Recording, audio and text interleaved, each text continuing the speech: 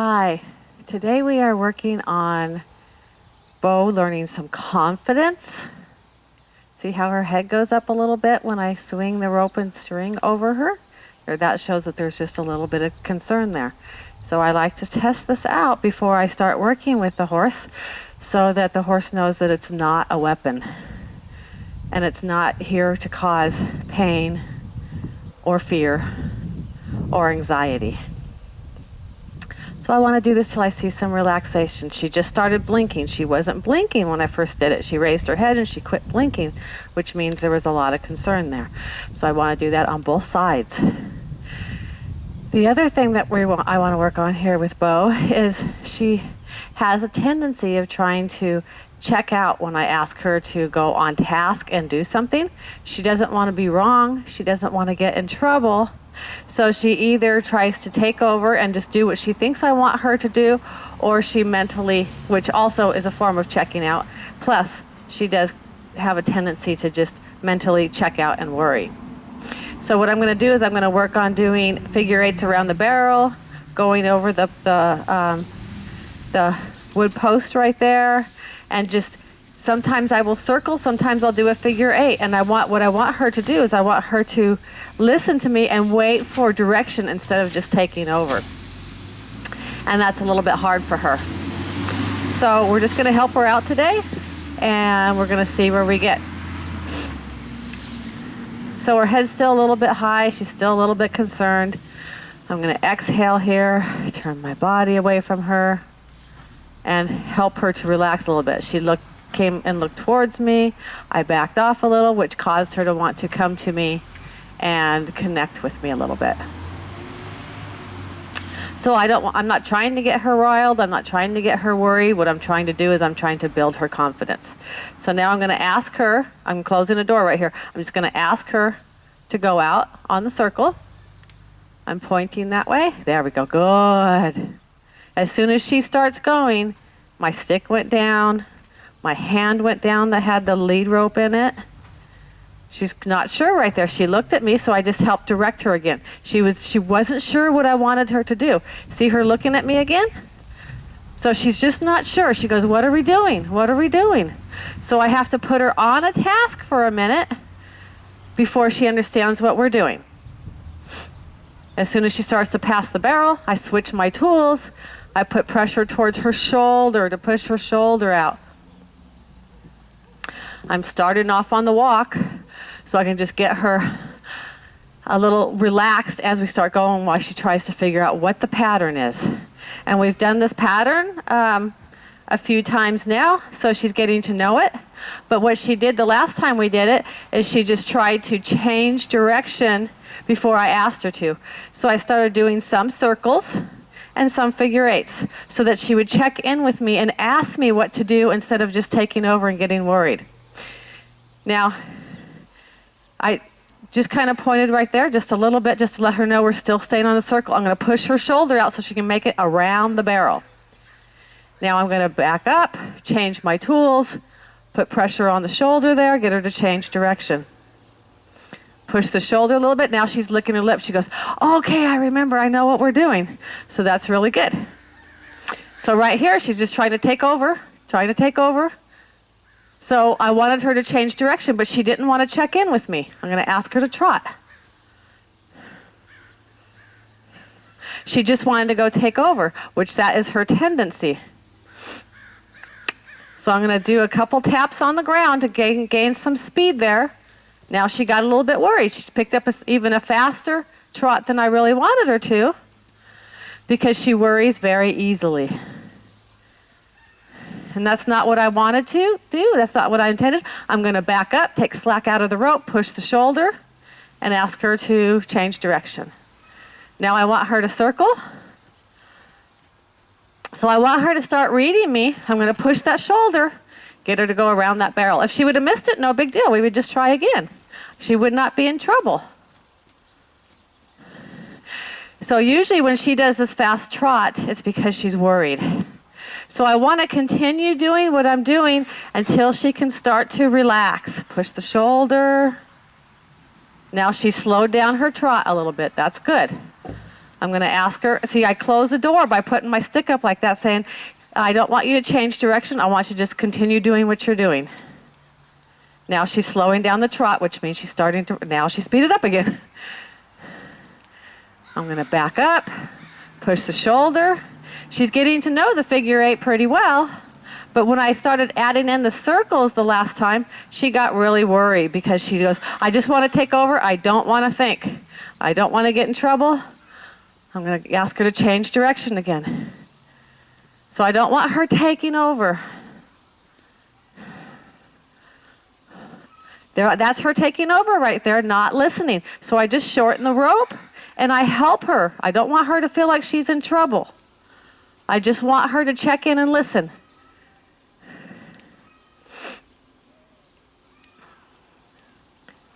Push the shoulder out. Get her all the way around that barrel. I let slack out of the rope when I need to. I'm going to back up, push the shoulder. That was really good. I'm going to back up, push the shoulder. Having a little hard time right there. I just wait on her. I don't want her to feel like she's in trouble.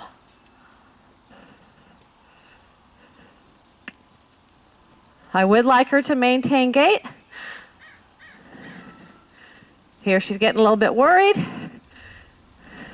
Trying to close that door right there, saying that door's closed to go that way. Push on her shoulder right there, which means I take the string and I swing it towards her shoulder to help move the shoulder. Now she's a little bit worried again because she picked up speed. Not what I wanted, but it's what I got. I'm going to back up, switch my tools, push the shoulder. Yes. Push the shoulder. See, she's having a little bit of trouble. I'm just going to help her close that door. So when I hold the stick out like that, they see it as almost like a door, like they can't go that way. Good. So I'm going to do a few figure 8s right here until she can start listening. Close that door. Close that door. Yes.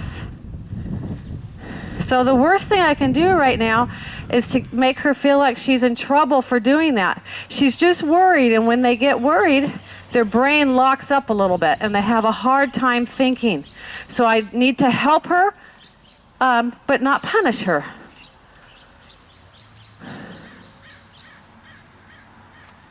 Good.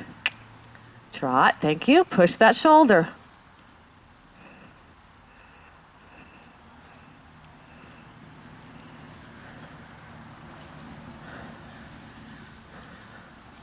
So she wasn't trying to be bad when she misses change in direction. She just, her brain gets locked up. That was better. Good. She didn't maintain gait, but she was able to change direction better.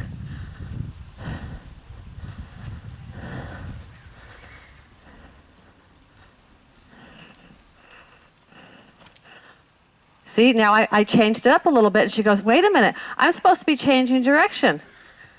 But what I want her to do is I want her to check in and say, what are we doing? And not just go, oh, I'm just going to do this and I'm going to, because I can't think about anything else. So I'm going to change direction here. Good. Push the shoulder over, past the barrel. Ask her, close that door. Have her go over the pole, around the barrel. And I'm going to ask her to change direction again. Ah, good. She did that nicely that time.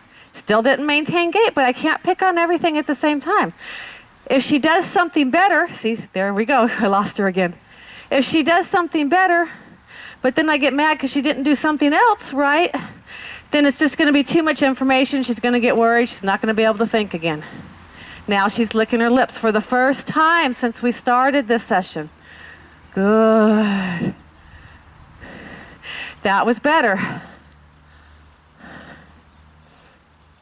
So when I have an unconfident horse that I'm working with, I have to be very careful. See, she hit that pole right there because she wasn't thinking. If she was thinking, she wouldn't have hit that pole. So I want to continue until she can do it without hitting the pole with her foot. But if I make her feel in trouble when she's learning, I'm not going to get a confident horse. She missed it again. It's okay. It's because her mind gets locked up. Good. Good. So my job is just to help her gain confidence. And everything else will fall into place. Change direction. Thank you. Go around the barrel. Thank you. There, she got a little stuck. I just help her. Good. Go around the barrels. Back up, change my tools, push the shoulder. But I push the shoulder lightly. I'm not putting a lot of pressure on her.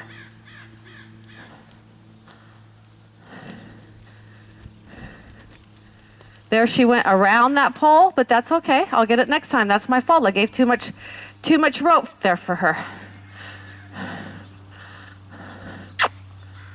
Yep. I gave a little kiss because I wanted her to maintain gait. Good girl. So I don't want her to be a defensive worried learner. I want her to be a confident learner, so that's what we're working towards. Good girl. Good girl.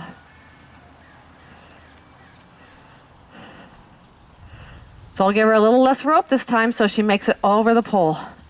And that was really good. She's a little bit more relaxed. Now look at her hind end, disengage it. Have her turn and face me. And she's licking her lips.